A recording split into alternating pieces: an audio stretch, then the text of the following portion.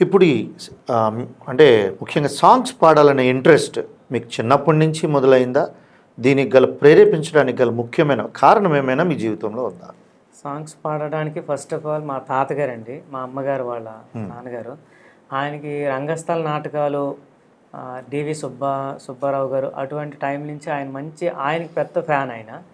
ఆయన ఒక నాటకం జీవి సుబ్బారావు గారికి. డివి సుబ్బారావు. చాలా పెద్ద పెద్ద వాళ్ళు ఉన్నారు, ఆంజనేయులని చాలా రకరకాల పెద్ద వాళ్ళ పేర్లు ఉన్నాయి.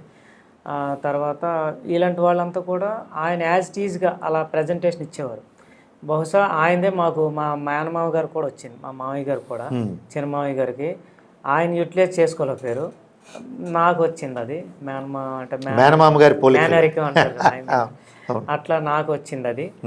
దాన్ని చేసుకుంటూ నాకు థర్డ్ క్లాస్ నుంచి కాంపిటీషన్స్కి వెళ్ళడం అండ్ అలా స్కూలు, హై స్కూల్ కానీ, ఇంటర్మీడియట్ కానీ, డిగ్రీ స్కూల్ డేస్ నుంచి మండల స్థాయి, జిల్లా స్థాయి, అలా టీవీ, అలా 2005 నుంచి నాకు ఇంకా స్టేజ్ షోలకు వచ్చే పరిస్థితికి వచ్చాను. సార్, జనరల్గా ఇప్పుడు ఎవరు పడితే వాళ్ళు అందరూ కూడా పాటలు పాడటం నేర్చుకుంటున్నారు. ఈరోజు ఏదో ఒక కైండ్ ఆఫ్ ఆర్ట్ని అడాప్ట్ చేసుకుంటున్నారు. ఓకే. కానీ ఇండివిజువల్గా పాడటం వేరు, సరదాగా ఫ్రెండ్స్తో పాడడం వేరు, కాంపిటీషన్స్లో పాడడం వేరు. ఓకే. కాంపిటీషన్స్లో ఖచ్చితంగా పాడాలి అంటే మీ దగ్గర ఏదైనా యూనిక్ స్టైల్ ఉండాలి. అంటే నాకున్న జ్ఞానం మేరకు ఎస్పీబీ సార్ ఇండస్ట్రీకి వచ్చినప్పటికే ఘంటసాల గారు, పివి నాగేశ్వరరావు గారు, తర్వాత జేసుదాస్ గారు, తర్వాత చాలా చాలా పెద్ద పెద్ద యమాహిమీలు అందరూ పాటలు పాడుతున్నారు. ఎస్పీబీ గారికి అవకాశాలు చాలా తక్కువ ఉండాలి, నిజానికి అవకాశాలు ఉండవు. అందుకని ఆయన అక్కడ నిరుత్సాహపడకుండా ఆయన చేసిన పని ఏంటి అంటే వాయిస్ని అంటే మిమిక్రైజ్ చేసి సాంగ్స్ పాడటం. అంటే ఏ అవకాశం వదులుకోకుండా కదా. అవును సార్. అంటే ఆయన అలా పైకి రావడానికి కారణం, ఫర్ ఎగ్జాంపుల్ ఇప్పుడు నాగేశ్వరరావు గారు, రామారావు గారు అప్పట్లో నెంబర్ 1 ప్లేస్లో. వాళ్ళకి ఎలాగైనా పాడాలి అంటే ముందు చిన్నవాళ్ళకి పాడితే కానీ అవకాశాలు రావు. చిన్నవాళ్ళు అనగానే మీ కృష్ణ గారికి వాళ్ళకి భలే కుర్రదాన హుషారైన జాన వాళ్ళ మేనరిజాన్ని అడాప్ట్ చేసుకుంటూ పాడుతూ ఆయన చాలా కష్టపడి పైకి వచ్చారు కదా. అలా మీరు సాంగ్స్ కాంపిటీషన్కి భిన్నంగా ఏమైనా సమాయత్తం అవుతారా? అంటే ఏదైనా వేరు వేరే వాయిసెస్ని ఇమిటేట్ చేయడం కానీ, లేదంటే ఎవరైనా ఒక సాంగ్ ఒరిజినల్ సాంగ్ ఉంది ఆ వాయిస్ని కూడా అనుకరించడం కానీ, అంటే ఆడియన్స్కి వినేటప్పుడు ఏంటంటే యాప్ట్గా ఉంది అని, మాలాంటి వాళ్ళకి పెద్ద జ్ఞానం ఉండదు. వాయిస్ దగ్గరగా ఉంటే సాంగ్ బాగుందనేస్తాం. నిజంగా జ్ఞానం ఉన్నవాడైతే అసలు వాయిస్ కాదు, మీ వాయిస్లో పర్ఫెక్ట్గా పాడుతున్నారు లేదని చూస్తాం. మాకు ఆ గమకాలు ఉమ్మకాలు మాకే అని అనవసరం, విన్న పాట విన్నట్టుగా ఉందా లేదా అని చూస్తాం. ఇలాంటికి మీరు ఏ రకంగా సమాయత్తం అవుతున్నారు? మీకు ఏమైనా ప్రత్యేకమైన ప్రాక్టీస్ చేశారా?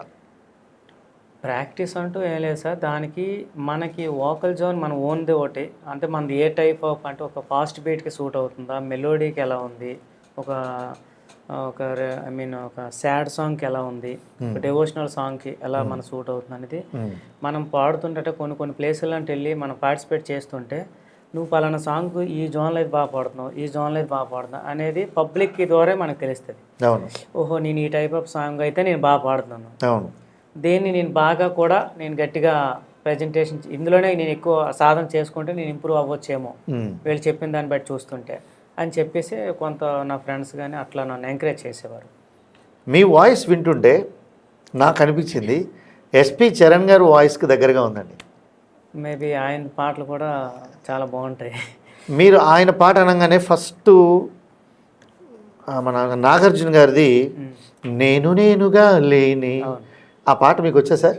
అంటే లేటెస్ట్ అయితే ఇప్పుడు సీతారాములో ఆయన పాట దాంతో మొదలుపెట్టి దీనికి వద్దాం. దాంతో అంటే నాకు ఇందులో నచ్చింది చాలా. ఓకే, ఇది పాడండి. సీతారాములో ఇంతందం ఓ సీత.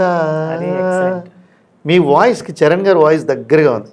ఈ పాట పాడండి సార్ మా వ్యూవర్స్ కోసం, నా కోసం. చిలకే కోక కట్టి నిన్నే చుట్టుముట్టి సీతాకోకలాయనా,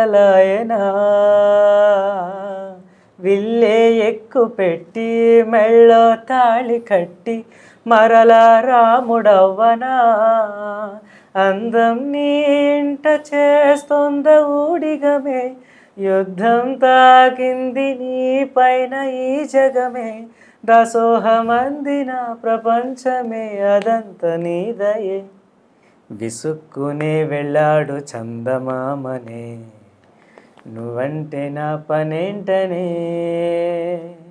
ఈ నేలకే దిగేను కోటి తారలే నీకంత వెన్నెలేంటనే. నిజంగా మీరు పాడుతుంటే నా ఒళ్ళు పులకరిస్తుందండి. వినేవాళ్ళకి ఎలా ఉందో చూసేవాళ్ళకి ఎలా ఉందో నాకు అవన్నీ అనవసరం. నా అభిప్రాయం నాది.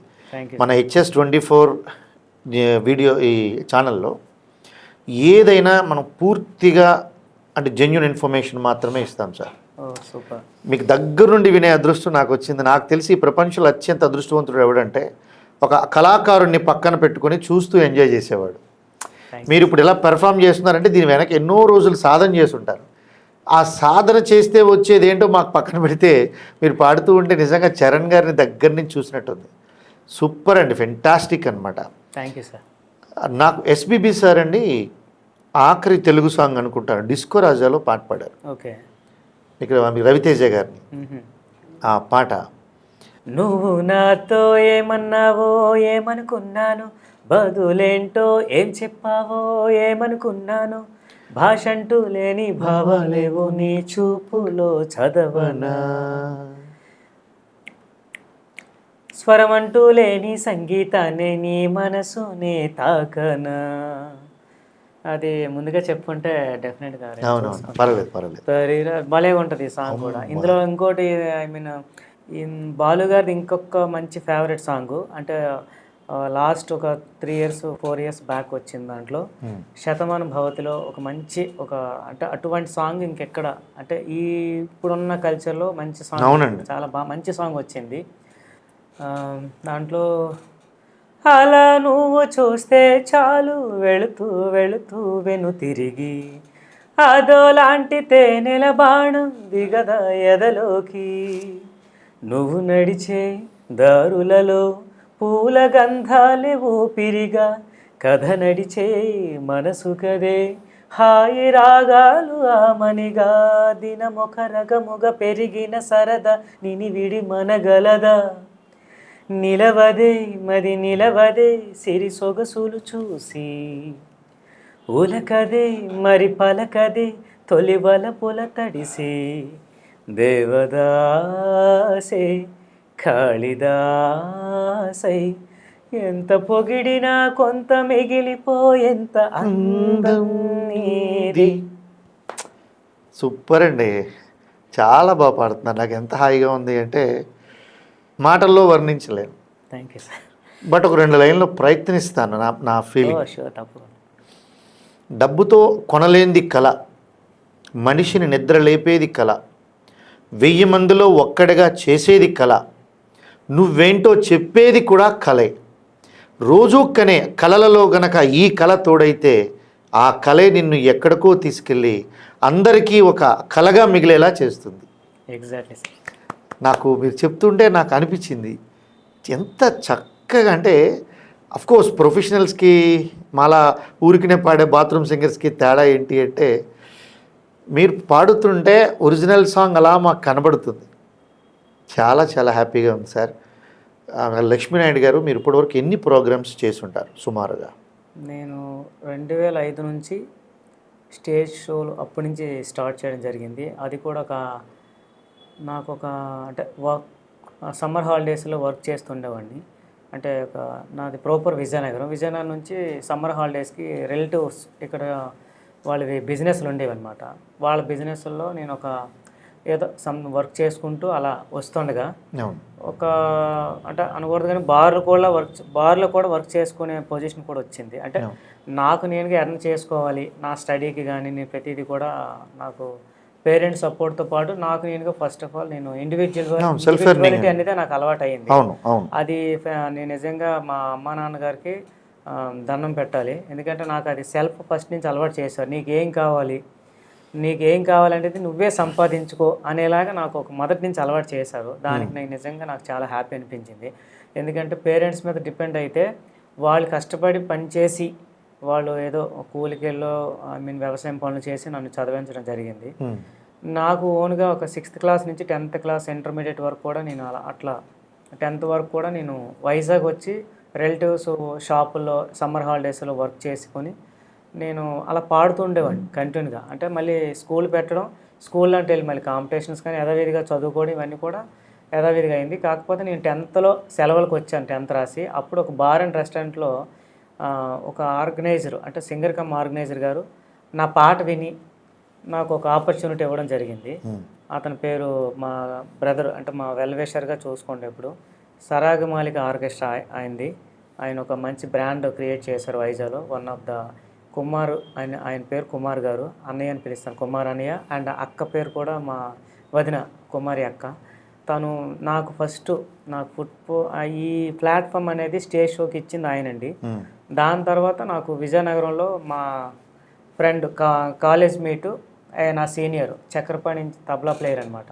చక్రపాణి ద్వారా నాకు భీష్మ గారు అనే కుటుంబ సంగీత ఫ్యామిలీ నాకు పరిచయం అయింది. అక్కడ నా సాధన ఇంకా ఎక్కువ మెరుగైందనమాట. దాని ద్వారా నేను ఎక్కువగా పార్టిసిపేట్ చేయడానికి కానీ ఈ స్టేజ్ షోలు వైజాగ్, విజయనగరం అండ్ ఈ ఉత్తరాంధ్ర, విజయవాడ వరకు మన ఆంధ్ర అంతా కూడా బాగా తిరగడం జరిగింది. అలా నా సాధన. నాకు స్కూల్లో అయితే అంటే ఇప్పుడు మళ్ళీ మీరు స్కూల్ డేస్ నుంచి అడిగితే అక్కడి నుంచి ఉన్నారు స్టార్టింగ్ ఎంకరేజ్ చేసిన కాలేజ్ డేస్కు ఉన్నారు. అట్లా ఇప్పుడు నేను వర్క్ చేసి ఎప్పుడైతే వచ్చానో అక్కడ కూడా నాకు అలా సపోర్ట్ చేసిన వాళ్ళు ఉన్నారు స్టడీ కోసం. స్కూల్ ఏజ్లో ఎవరు సపోర్ట్ చేశారు సార్?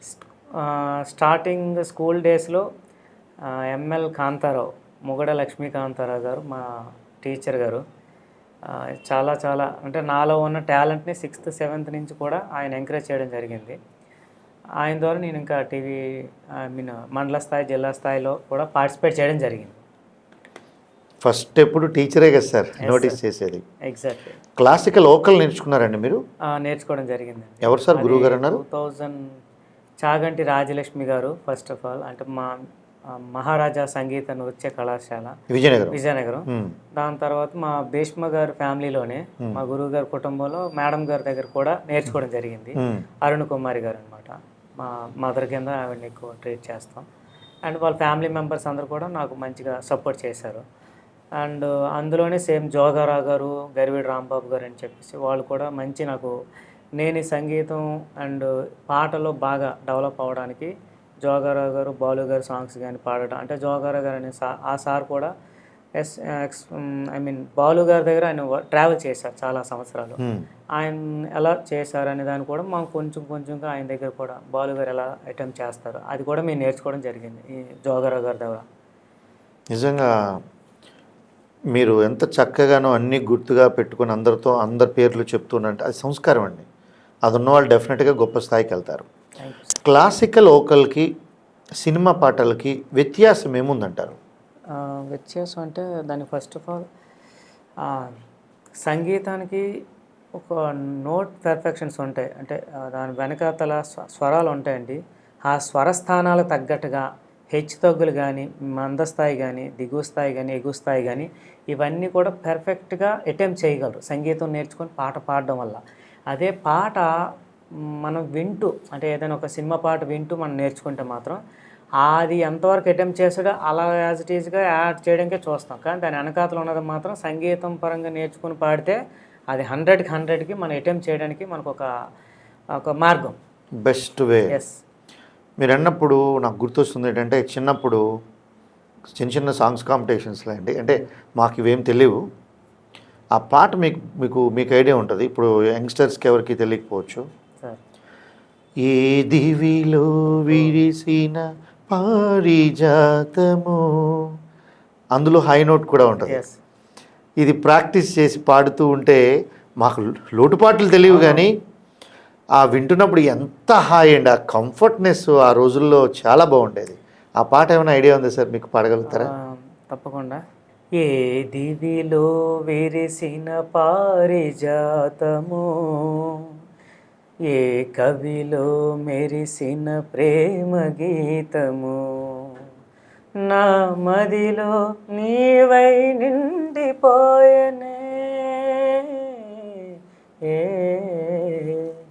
ఏ దివిలో విరిసిన పారిజాతమో, ఏ కవిలో మెరిసిన ప్రేమ గీతము, నీ రూపమే దివ్య దీపమై, నీ నవ్వులే నవ్యతారలై, నా కన్నుల వెన్నెల కాంతి నింపెనే.